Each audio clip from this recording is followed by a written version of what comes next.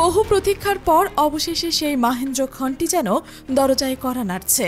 বাংলাদেশের আকাশ বাতাস মুখরিত হতে চলছে এক বিখ্যাত নামে, ডক্টর জাকির নায়েক। তিনি শুধু একজন সুবক্তা নন, তিনি একটি চিন্তার বিপ্লব। বাংলাদেশের জটিল বিষয়গুলোকে যুক্তির আলোয় বিশ্লেষণ করে যিনি লক্ষ লক্ষ মানুষকে তাদের ঈমানের পথে নতুন করে চলতে শিখিয়েছেন। এমন একটা সময় তার আগমন যখন পুরো বিশ্ব ধর্ম নিয়ে নানা বিভ্রান্তি, সন্দেহ আর অপপ্রচারের শিকার। তখন ডক্টর জাকির নায়েকের আগমন যেন এক আলোর দিশা, যেখানে সত্য, যুক্তি, জ্ঞান আর ঈমান মিলেমিশে তৈরি করবে এক নতুন আশার দিগন্ত। স্পার্ক ইভেন্ট ম্যানেজমেন্টের পক্ষ থেকে এই ঘোষণা আসার সঙ্গে সঙ্গে যেন সারা দেশে এক আনন্দের ঢেউ ছড়িয়ে পড়েছে। নভেম্বরের শেষ সপ্তাহে ঢাকায় ডক্টর জাকির নায়েকের প্রথম মেগা ইসলামিক লেকচার অনুষ্ঠিত হতে যাচ্ছে। ধর্মপ্রাণ মানুষের মুখে এখন একটাই কথা, আলহামদুলিল্লাহ, অবশেষে তিনি আসছেন। সোশ্যাল মিডিয়া জুড়ে যেন উচ্ছ্বাসের বন্যা, হাজার হাজার পোস্ট, ভিডিও আর মন্তব্যে ভরে উঠেছে টাইমলাইন। মনে হচ্ছে বহু বছরের প্রতীক্ষার পর মুসলিম হৃদয়ে এক নতুন প্রেরণার সঞ্চার হচ্ছে। তবে এই ঘটনার উল্টো পিঠও রয়েছে। বামপন্থী ও সেকুলার গোষ্ঠীগুলো বলছে এটি আসলে ধর্মীয় উগ্রতার প্রচার। এই দুই ভিন্ন মত যেন এক নতুন বিতর্কের জন্ম দিচ্ছে। ডক্টর জাকির নায়েক কোনো রাজনৈতিক দলের প্রতিনিধি নন, কোনো প্রশাসনিক পদেও নেই, তবুও তার একটি ঘোষণা গোটা দেশের আলোচনার কেন্দ্রবিন্দুতে পরিণত হয়েছে। কারণ তিনি এমন একজন বক্তা যিনি ধর্মকে আবেগ দিয়ে নয়, যুক্তি দিয়ে সংজ্ঞায়িত করছেন, যিনি কোরআনের আলোকে বিজ্ঞানকে ব্যাখ্যা করছেন আর বিজ্ঞানের আলোকে কোরআনকে বুঝিয়ে দিচ্ছেন, যেখানে ইসলামকে অন্ধবিশ্বাসের ধর্ম না বুঝিয়ে জ্ঞানের ধর্ম হিসেবে তুলে ধরেছেন। আর এই সত্যনিষ্ঠ দাওয়াতের কারণেই তিনি অনেকের কাছেই বিপজ্জনক হয়ে উঠেছেন, কারণ সত্য সব সময় মিথ্যাকে কাঁপায়। ডক্টর জাকির আব্দুল করিম নায়েক 1965 সালে ভারতের মুম্বাইয়ে জন্মগ্রহণ করেন। পেশায় তিনি একজন ডাক্তার, MBBS ডিগ্রিধারী একজন চিকিৎসক হয়েও যিনি বেছে নিয়েছেন আত্মার চিকিৎসা। তার মনে একটি প্রশ্ন ছিল, মানুষ দেহের চিকিৎসায় এত মনোযোগী কিন্তু আত্মার রোগ সারাতে এত উদাসীন কেন? এই প্রশ্ন থেকে শুরু হয় তার পথ চলা, মানুষকে সঠিক পথ দেখানো, অজ্ঞতার অন্ধকার ভেদ করে জ্ঞানের আলো ছড়ানোই যেন তার জীবনের মূল লক্ষ্য হয়ে দাঁড়িয়েছে। দক্ষিণ আফ্রিকার বিখ্যাত বক্তা আহমেদ দিদাতের অনুপ্রেরণায় জাকির নায়েক বুঝতে পারেন ইসলাম প্রচার শুধু উপদেশ নয়, এটি একটি যুক্তির যুদ্ধ। এরপর তিনি শুরু করেন তুলনামূলক ধর্ম আলোচনা, যেখানে হিন্দু, খ্রিস্টান, ইহুদি সহ বিভিন্ন ধর্মগ্রন্থ থেকে উদ্ধৃত টেনে ইসলামের সত্য প্রমাণ করতেন। একজন তরুণ ডাক্তারের এই পরিবর্তন তাকে বিশ্বমঞ্চে একজন অসাধারণ বক্তা হিসেবে পরিচিত করে তোলে, যিনি যুক্তির মাধ্যমে ইসলামকে ব্যাখ্যা করেন। 2006 সালে তিনি প্রতিষ্ঠা করেন পিস টিভি, যা খুব অল্প সময়ের মধ্যেই বিশ্বের অন্যতম জনপ্রিয় ধর্মীয় টেলিভিশন নেটওয়ার্কে পরিণত হয়। এক সময় এই চ্যানেলটি 200টিরও বেশি দেশে সম্প্রচারিত হতো এবং দর্শক সংখ্যা 10 কোটিও ছাড়িয়ে যায়। তার প্রতিটি বক্তৃতা ছিল জ্ঞানের ভাণ্ডার, যেখানে মানুষ শিখেছে ধর্ম মানে শুধু নামাজ রোজা নয়, বরং মানবতা, যুক্তি, সহনশীলতা ও সত্যের অনুসন্ধান।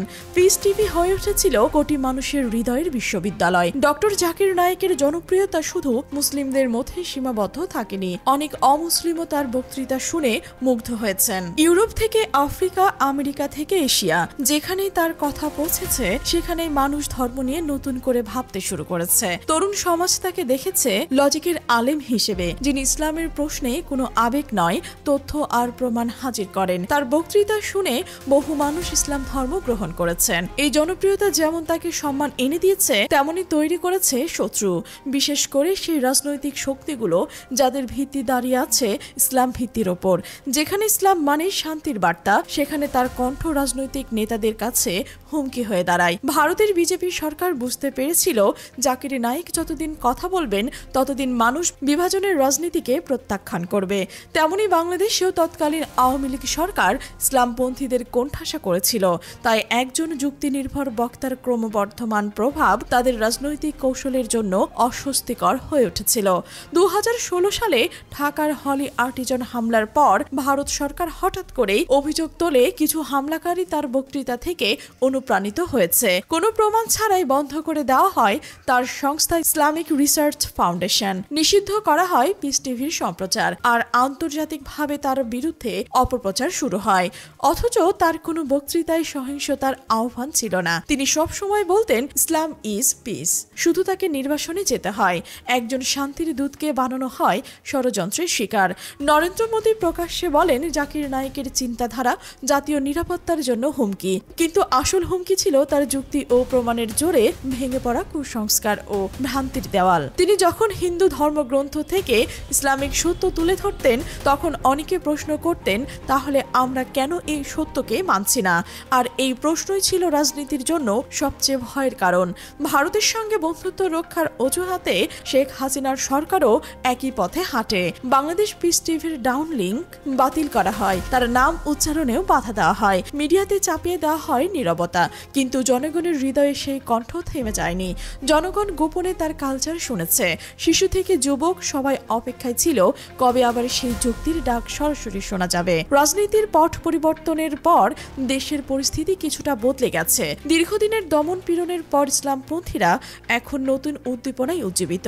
আর এই পরিবর্তনের মধ্যে যখন ঘোষণা আসে ডক্টর জাকির নায়েক বাংলাদেশে আসছেন, তখন যেন মানুষের মনে আনন্দের বিস্ফোরণ ঘটে। মানুষ মনে করছে এটা শুধু একজন বক্তার আগমন নয়, বরং ইসলামী জাগরণের এক নতুন অধ্যায়ের সূচনা। আগামী 28 ও 29 নভেম্বর ঢাকায় অনুষ্ঠিত হবে তার মেগা ইসলামিক লেকচার সিরিজ। আয়োজকরা জানিয়েছেন এটি কোনো বাণিজ্যিক অনুষ্ঠান নয়, বরং একটি চ্যারিটি ভিত্তিক দাওয়াতি আয়োজন। এর মূল উদ্দেশ্য ইসলামী শিক্ষা ও নৈতিকতার প্রচার। এই মূল বার্তাটিকে সামনে রেখেই সাজানো হচ্ছে পুরো ইভেন্টের থিম। তবে এই সফরকে সবাই সাদরে গ্রহণ করেনি। বামপন্থী ও সেকুলার সংগঠনগুলো বলছে বাংলাদেশ একটি ধর্মনিরপেক্ষ রাষ্ট্র, তাই এখানে ধর্মীয় বক্তার এমন প্রচারণা মেনে নেওয়া যায় না। কিন্তু প্রশ্ন ওঠে, যদি ইসলাম মানবতার ধর্ম, শান্তির ধর্ম হয়ে থাকে, তবে তার প্রচারকে কেন এত ভয় পায় কিছু মানুষ? আসলে বিরোধিতার মূল কারণ ধর্ম নয়, সেই প্রভাব যা মানুষের মধ্যে সত্যের আলো ছড়ায়। বাংলাদেশ প্রশাসন জানিয়েছে সফরের অনুমতি বৈধভাবে দেওয়া হয়েছে এবং নিরাপত্তার সব ব্যবস্থা নেওয়া হচ্ছে। আইন শৃঙ্খলা বাহিনী প্রস্তুত রয়েছে যাতে কোনো বিশৃঙ্খলা না ঘটে। সরকারের বক্তব্য স্পষ্ট, ধর্মীয় ইভেন্ট আয়োজন করা অপরাধ নয়, বরং এটি জনগণের সাংবিধানিক অধিকার। ফেসবুক, ইউটিউব, টুইটারে চলছে তুমুল বিতর্ক। একদিকে কেউ বলছে তিনি শান্তির দূত, যুক্তির প্রতীক, অন্যদিকে কেউ বলছে তিনি ধর্মীয় বিভাজনের বার্তা দেন। কিন্তু যারা সত্যি তার কথা শুনছেন তারা জানেন তার প্রতিটি বক্তৃতা যুক্তি, প্রমাণ ও ভালোবাসায় পরিপূর্ণ। তিনি বলেন একজন ভালো মানুষ হতে চাইলে আগে ভালো মুসলমান হতে হবে। এই সরল বাক্যই লুকিয়ে আছে তার বক্তৃতার গভীরতা। বাংলাদেশে ডক্টর জাকির নায়েকের আগমন কেবল একটি ইভেন্ট নয়, এটি একটি চিন্তার আন্দোলন। তরুণ প্রজন্ম তার বক্তব্য থেকে শিখবে ইসলাম মানে শুধু কিছু আনুষ্ঠানিকতা নয়, বরং যুক্তি ও ন্যায়ের পথ চলা। শিক্ষিত সমাজ বুঝবে ধর্মবিজ্ঞানের বিপরীত নয়, বরং তার পরিপূরক। যে জাতি যুক্তির সঙ্গে বিশ্বাসকে মেলাতে পারে, সেই জাতি উন্নতির চরম শিখরে পৌঁছতে সক্ষম।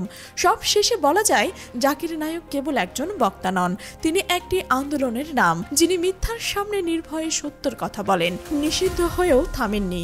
আর এখন তিনি আসছেন বাংলাদেশের মাটিতে। এটি শুধু একটি সফর নয়, এটি ইসলামী জাগরণের এক নতুন সূচনা। এটি জাতির চেতনায় সত্য ও ন্যায়ের পুনর্জাগরণ। এখন সারা দেশ তাকিয়ে আছে একটি প্রশ্নের দিকে, এই সফর কি শান্তির আলো ছড়াবে নাকি আরো ষড়যন্ত্রের অন্ধকার ঘনিয়ে আসবে?